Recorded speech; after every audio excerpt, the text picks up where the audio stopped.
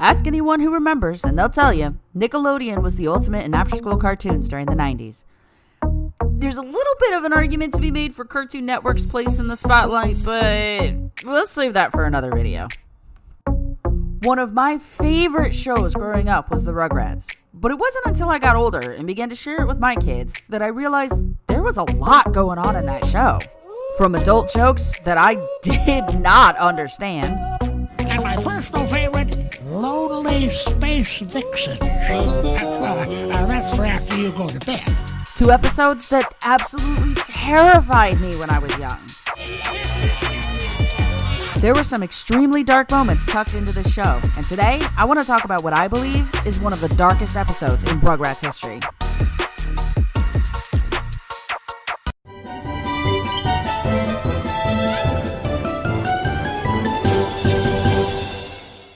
Now, I'm pretty sure all of you know who the Rugrats are, but just in case, the Rugrats is a long-running cartoon in the 1990s. It followed the adventures of a group of babies, Tommy, Chucky, the twins, Phil and Lil, Susie Carmichael, Angelica Pickles, Dill Pickles, and eventually Chucky's stepsister Kimmy. The show ran all the way from August 1991 up until August 2004.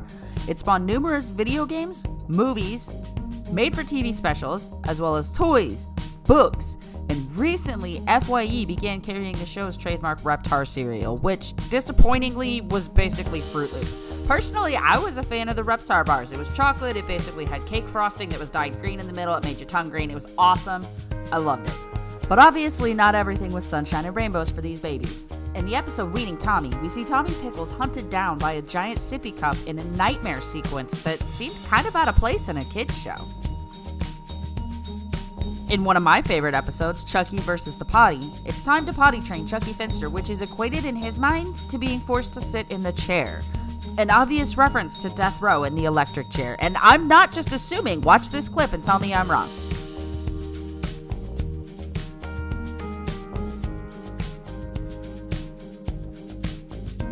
And in a dark and particularly twisted episode, Angelica Pickles manages to convince the babies that you can be sucked down the drain.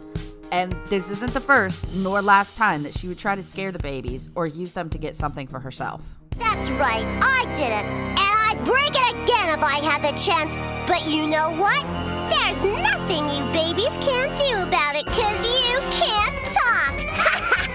I did it, I did it, I did it! And can we all agree that Angelica Pickles was one of the biggest bitches in cartoon history? The episode that I'm about to talk about has a lot of speculation around it. It was a particularly dark episode, and there's a lot of fan theories regarding it, so sit back and relax, and we're going to talk about Angelica's worst nightmare. This episode starts out innocently enough, with Angelica being her typical spoiled little girl self who's relishing in her status as an only child, because really, who wouldn't? All of that ends, however, when her mother Charlotte exclaims that she's going to have another baby. Angelica laughs it off and acts as though it's not true until she asks to go to the toy store, but her parents are too busy preparing for the new arrival to take her. Angelica proceeds to have a nightmare about a new baby brother who speaks in a grown man's voice. He tells her to leave because she isn't wanted anymore. She tries to get help, but her parents tell her she is now going to sleep in the laundry room and work for them Cinderella style. The nightmare ends with a larger-than-life baby chasing her around and trying to eat her before she finally wakes up in a fit of hysterics. The episode ends with Charlotte confessing that she's not going to have the baby anymore, which has led some to speculate that she has a miscarriage or a false positive pregnancy test. Now, as with any show or anything that was beloved to us when we were kids or even now, there is always some level of conspiracy theory involved with anything in popular culture, and Rugrats was no exception.